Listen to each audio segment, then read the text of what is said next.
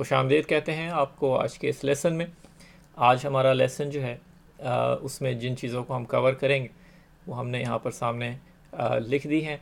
इसमें सबसे पहले हम एंगल, जिसको उर्दू में ज़ाविया कहते हैं, उसकी डेफिनेशन देखेंगे, ज्योमेट्री में किस तरह से एंगल को डिफ़ाइन किया गया। फिर दो कॉन्सेप्ट के जो एंगल से रिलेटेड हैं, इंटीरियर ऑफ एन एंगल और एक्सटीरियर ऑफ एन एंगल, उनका मुताला करेंगे, जिनको उर्दू में ज़ाविया का अंदरूना और बैरूना कहते हैं। फिर दो एंगल्स के दरमियान कुछ ताल्लुक़ात हैं, उनके बारे में गुफ्तगू करेंगे। दो एंगल्स जो हैं वो एडजेसेंट कहलाते हैं, उर्दू में उनको मुत्तसिल ज़ाविया कहते हैं। देखेंगे कि ऐसे कौन से दो एंगल्स होते हैं कि जो एडजेसेंट होते हैं। इसी तरह से बाइसेक्टर ऑफ एन एंगल, किसी एक एंगल को तकसीम करने वाली एक रे के जो उस एंगल को दो हिस्सों में तकसीम कर देती है, दो एंगल्स में तकसीम डिवाइड कर देती है, उसको देखेंगे कि उसकी डेफिनेशन क्या है। इसके साथ साथ जो है एक कॉन्सेप्ट कॉन्ग्रुएंट एंगल्स का है, जिन्हें उर्दू में मुतमासिल ज़ाविये कहते हैं। उसको देखेंगे कि किस तरह से हम डिफ़ाइन करते हैं कि दो एंगल्स जो हैं वो कॉन्ग्रुएंट हैं एक दूसरे के। इस सारी डिस्कशन में कुछ पोस्टुलेट्स और कुछ मुसल्लमा असूल जो हैं वो भी ऐसे सामने आएंगे कि जिनको हम देखेंगे कि उनमें ऐसी क्या बातें हैं कि जो इन एंगल्स के बारे में मुसल्लमा या पोस्टुलेट्स के तौर के ऊपर एक्सेप्टेड फैक्ट्स हैं। ये सारा जो डिस्कशन है हमारा, उसमें जिन चीज़ों के ऊपर हम डिस्कस करेंगे वो आपकी मैथमेटिक्स की क्लास 9th पार्ट 1 यूनिट 7, जो उसके अंदर चैप्टर नंबर 7 है, उसके सेक्शन 7.3.10 से लेकर 7.3.13 में जो मटेरियल है उस पर मुश्तमिल है। तो चलते हैं अपने लेक्चर की तरफ। हम अपना डिस्कशन एंगल की डेफिनेशन से शुरू करते हैं। ज्योमेट्री के अंदर एंगल की डेफिनेशन कुछ इस तरह से है कि an angle is the union of two non collinear rays having a common end point. हमने अंडरलाइन कर लिया जो इम्पोर्टेंट पॉइंट्स हैं इस डेफिनेशन के अंदर। एक डायग्राम हम ड्रॉ करेंगे और उसमें देखेंगे कि किस तरह से हम ये दो नॉन कोलिनियर रेज और कॉमन एंड पॉइंट उसमें तलाश करते हैं। तो यहाँ पर हमारे पास ये जो फिगर है, इसमें एक रे ओ ए है, ये वाली यहाँ पर, इसको हम यहाँ पे ओ ए करके लिख लेते हैं, और क्योंकि ये रे है इसलिए हम इसके ऊपर एक एरो बना देते हैं। दूसरी हमारे पास जो रे है वो ओ बी है, और आप आसानी ये चीज़ देख सकते हैं कि ये दोनों जो हैं ये नॉन कोलिनियर हैं, यानी एक लाइन में नहीं है। अगर ऐसा सूरत हाल होती कि इन दोनों रेस के ऊपर से एक ही लाइन आप ड्रॉ कर सकते होते तो ये कोलिनियर रेस कहलाती। यहाँ पे ये दोनों नॉन कोलिनियर हैं, और इनका एक एंड पॉइंट जो है, जो यहाँ पे ओ की सूरत में हमें यहाँ पे नज़र आ रहा है, ये भी यहाँ पे मौजूद है। तो हमारा जो एंगल है वो उसकी डेफिनेशन के मुताबिक हमने दो नॉन कोलिनियर रेस एक कॉमन एंड पॉइंट के साथ बना ली है। तो ये हमारा हो गया है एंगल। अभी हम देखेंगे कि इसमें इस एंगल को हम कैसे दिखाते हैं, कैसे लिखते हैं। इससे पहले कि हम उस तरफ जाएं, कुछ टर्म्स के जो आपको और मिलेंगी एंगल्स के हवाले से। ये जो दो रेज़ हैं, इनको बाज़ लोग या बाज़ किताबें आर्म्स भी कहती हैं। तो एक आर्म जो है ओ ए, उसको एंगल का एक आर्म कहेंगे। बाज़ लोग इसको साइड भी कहते हैं, साइड ऑफ एन एंगल। तो हमारे पास ओ ए और ओ बी जो हैं वो आर्म्स भी हैं और साइड्स भी कहला सकती हैं। और ये जो कॉमन एंड पॉइंट है, इसको हम एंगल का वर्टेक्स कहते हैं। वो साथी के जो उर्दू की किताबों से इस्तेफादा करते हैं, वो इन आर्म्स और साइड्स को या वर्टेक्स को उर्दू में जो है वो आर्म्स को हम ज़िला कहेंगे, और वर्टेक्स जो है उसको रास कहा जाता है।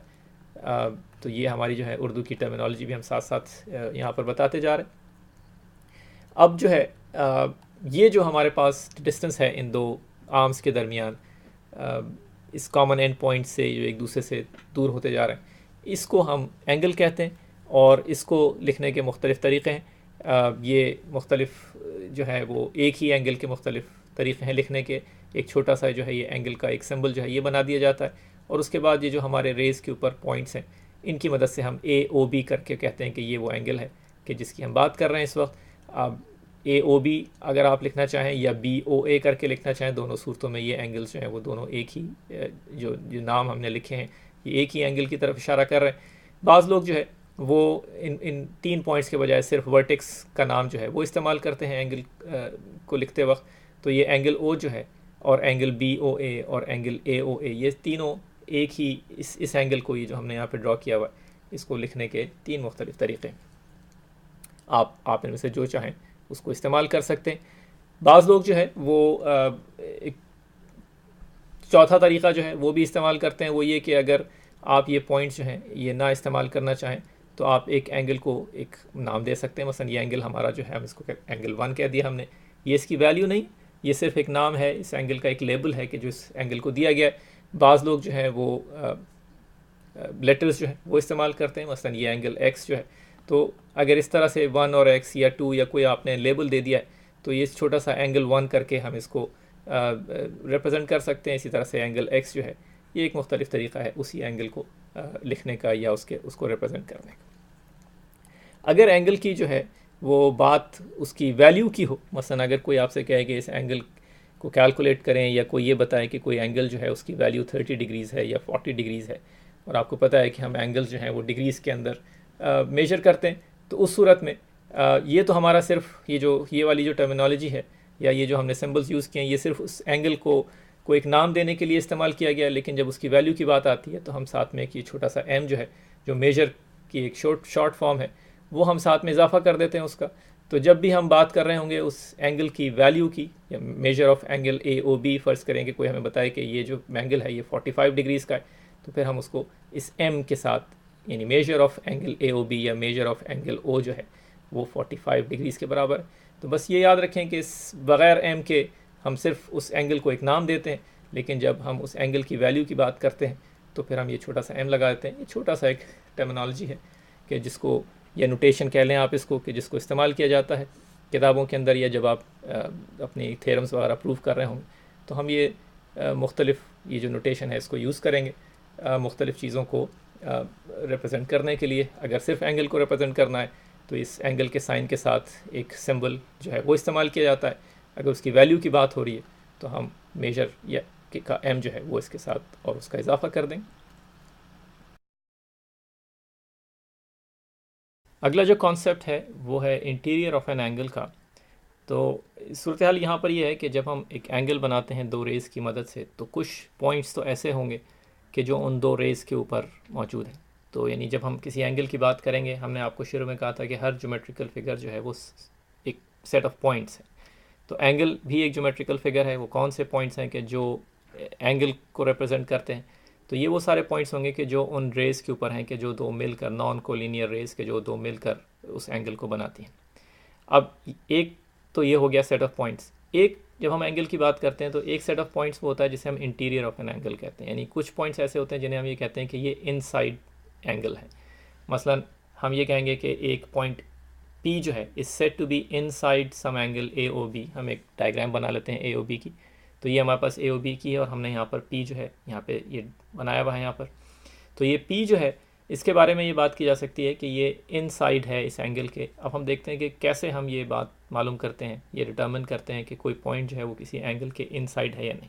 ठीक है, यानी ये हमें वाज़ेह है कि पॉइंट A और B जो हैं ये एंगल के ऊपर पॉइंट है, यानी ये वो पॉइंट्स हैं कि जो उन रेज़ के ऊपर हैं, तो ये एंगल के पॉइंट्स हैं। फिर ये वाला हिस्सा जो है ये बीच में इधर, इसमें हमने एक पॉइंट P ड्रॉ किया है और हम ये कह रहे हैं कि ये इस डेफिनेशन के रूप से ये एक ऐसा पॉइंट है कि जो एंगल के अंदर है या इनसाइड जिसे इंग्लिश में हम कहते हैं।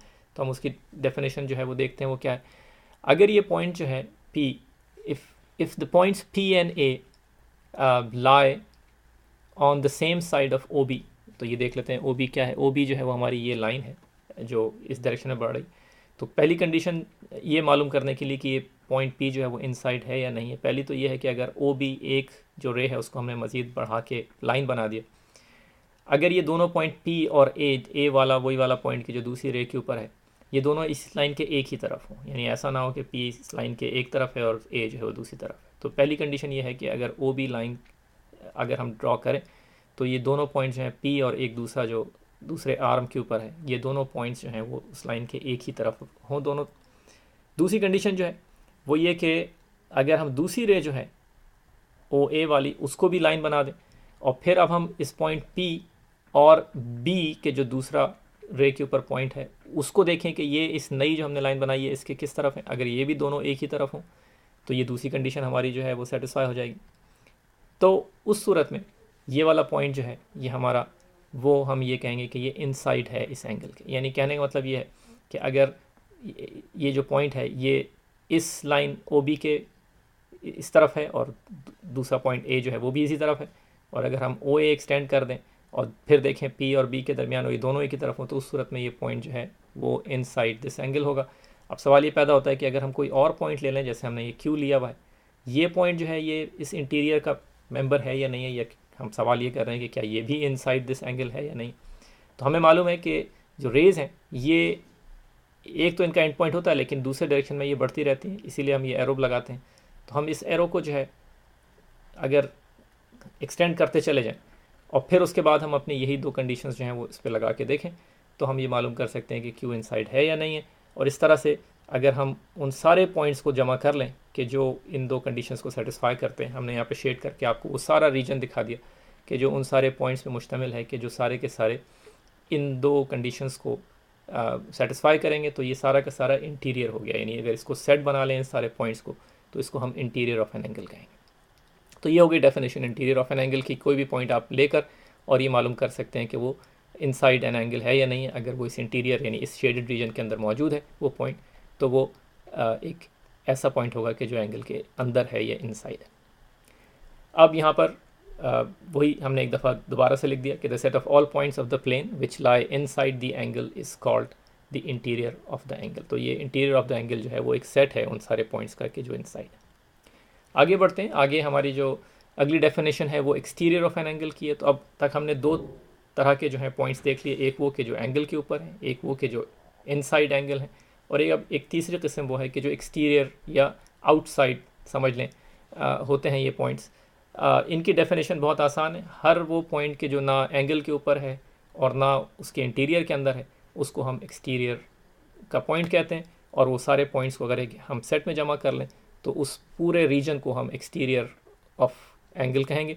हम एक तस्वीर बना के भी दिखाते हैं। यही हमारी पुरानी वाली तस्वीर जो है AOB वाला एंगल है। हमें मालूम है कि इसका इंटीरियर कौन सा है।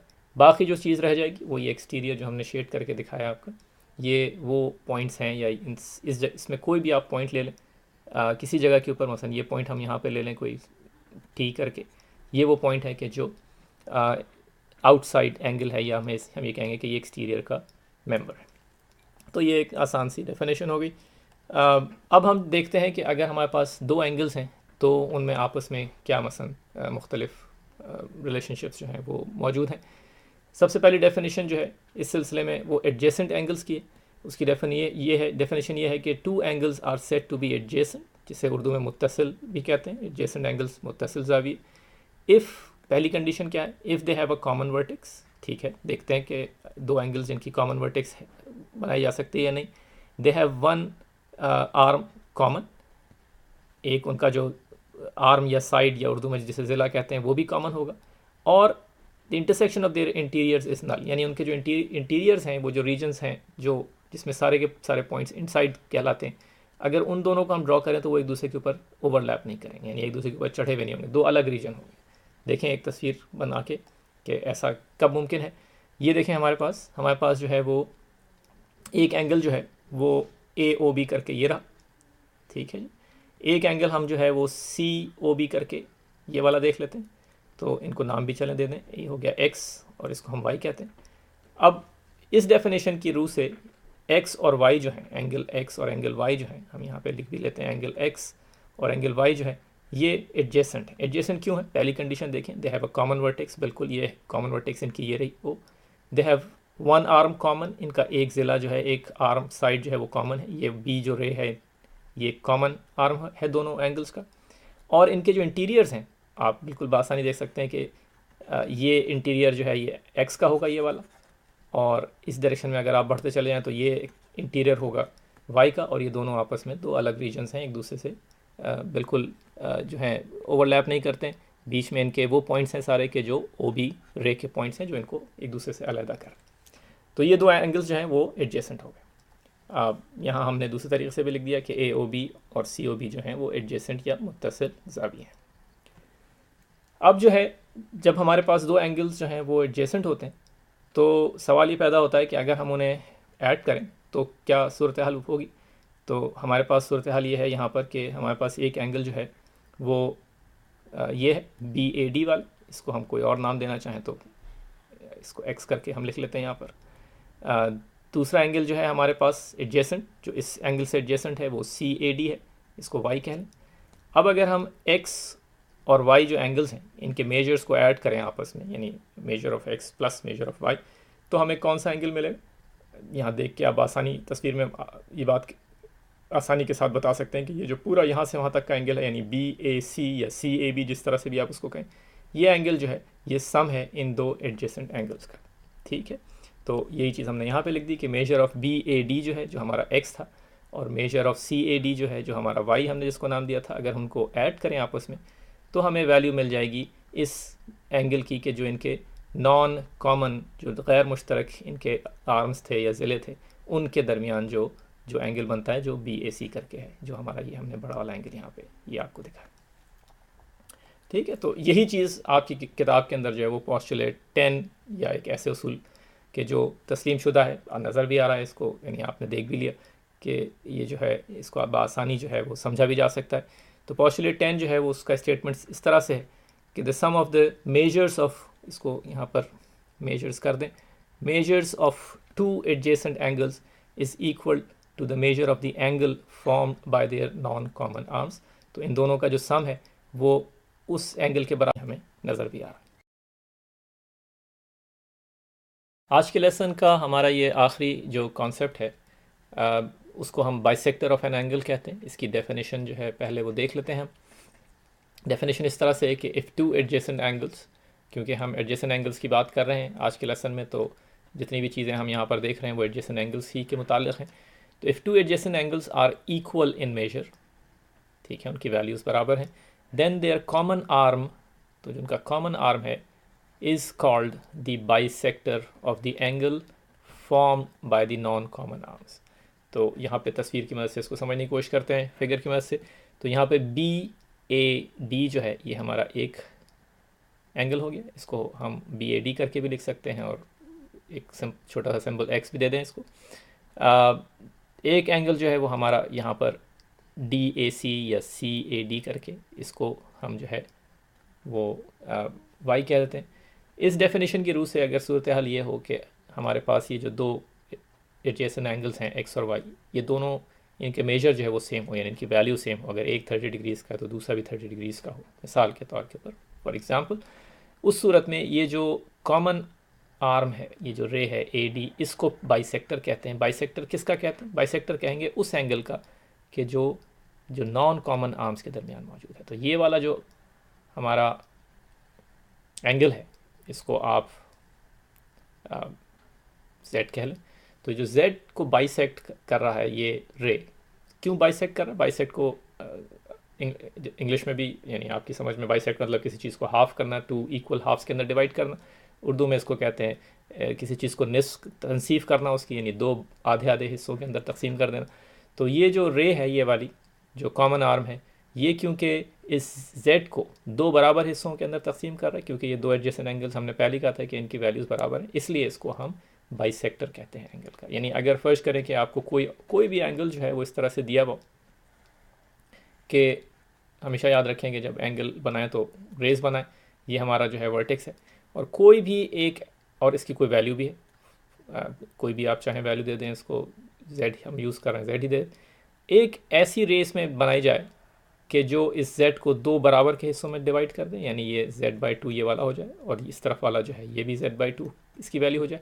उस सूरत में ये जो हमने नई जो रे बनाई है इसको बाइसेक्टर कहते हैं। ये है डेफिनेशन, और कुछ नहीं इसके अंदर। अच्छा, तो यहाँ पर हमने लिख दिया अपने जो हमारी ये वाली इस तरफ वाली एग्जांपल है उसको कि मेजर BAD जो है वो मेजर ऑफ CAD के बराबर है। ये हमें इस डेफिनेशन में गिवन है। जब भी मेजर्स दो एंगल्स के बराबर होते हैं तो एक टर्म यूज़ होती है ज्योमेट्री के अंदर जिसको हम कहते हैं कि ये दोनों एंगल्स जो हैं उनके मेजर्स जब सेम है तो हम कहते हैं कि ये कॉन्ग्रुएंट एंगल्स हैं। तो हम वो कॉन्ग्रुएंट जो है वो सिर्फ याद दहानी के लिए यहाँ पर लिख लेते हैं। तो कॉन्ग्रुएंट एंगल्स उर्दू में जिसे मुतमासिल ज़ाविये कहते हैं, वो सूरत में होता है कि जब इनके मेजर्स बराबर हों तो हम ये कहते हैं कि एंगल BAD जो है, और ये एक सिंबल इस तरह का यूज़ किया जाता है, दो लाइंस इक्वालिटी की और एक थोड़ी सी ऊपर जो है वो टेढ़ी सी लाइन जो है, ये कॉन्ग्रुएंस का सिंबल है। इसका मतलब सिर्फ ये है कि जब भी अगर आपको कोई कहे कि एक एंगल जो है वो कॉन्ग्रुएंट है दूसरे एंगल का, इसका मतलब ये कि उन दोनों की वैल्यू सेम है। ठीक है, तो यहाँ पर सूरत हाल ये है कि हमारे पास जो एंगल BAD है और एंगल CAD जो दोनों एडजेसेंट एंगल्स हैं, वो इस बड़े एंगल Z के आधे के बराबर होंगे, हाफ ऑफ M BAC, और इसीलिए हम AD को जो है वो बाइसेक्टर कह रहे हैं। तो यही आज की डेफिनेशन थी आखिरी, एक ऐसी रे की कि जो बाइसेक्ट करती है किसी एंगल को। पोस्टुलेट 7 जो है वो इसी बाइसेक्टर के बारे में एक आसानी देख सकते हैं कि ऐसा ही मुमकिन है। वो ये कि one and only one bisector of an angle can be drawn, यानी अगर कोई भी एंगल आपको दिया जाए, कोई भी आके आपसे कहे कि इसका एक बाइसेक्टर ड्रॉ कर दे, तो सिर्फ एक ही रे ऐसी आप ड्रॉ कर सकते हैं कि जो उस एंगल को दो बराबर हिस्सों में तकसीम कर दे। उस रे के अलावा और कोई भी रे अगर आप ड्रॉ करेंगे तो एक एंगल जो है, जो दो एडजेसेंट एंगल्स बनेंगे उनमें से एक बड़ा होगा और एक छोटा होगा। तो एक ही unique bisector of an angle जो है वो एग्जिस्ट करता है। और इसके साथ ही हम जल्दी से देख लेते हैं कि आज हमने क्या क्या चीज़ें जो हैं वो कवर की हैं। हमने एंगल की डेफिनेशन देखी, हमने इंटीरियर एक्सटीरियर एंगल का जो है वो हमने देखा कि किन पॉइंट्स को हम इंटीरियर और एक्सटीरियर कहते हैं। हमने एडजेसेंट एंगल्स की डेफिनेशन देखी, और एडजेसेंट एंगल्स में जब हमने मुख्तलिफ़ किस्म की चीज़ें जो हैं वो उनका मुताला किया तो हमें एक चीज़ बाइसेक्टर ऑफ एन एंगल जो है उसके बारे में हमने एक डेफिनेशन देखी। कॉन्ग्रुएंट एंगल्स की जो है वो हमें पता चल गया कि जब मेजर्स दो एंगल्स के बराबर होते हैं तो उन्हें कॉन्ग्रुएंट एंगल कहते हैं। और ये सारी चीज़ें जब हम कर रहे थे तो हमने कुछ पोस्टुलेट्स जो थे उनके स्टेटमेंट्स जो हैं वो भी स्टडी किए। आपकी बुक में पोस्टुलेट्स 10 और 11 जो हैं वो आज हमारे इस लेसन में शामिल थे। जाइए, जाके मज़े कीजिए, फिर दोबारा मिलते हैं किसी वीडियो में।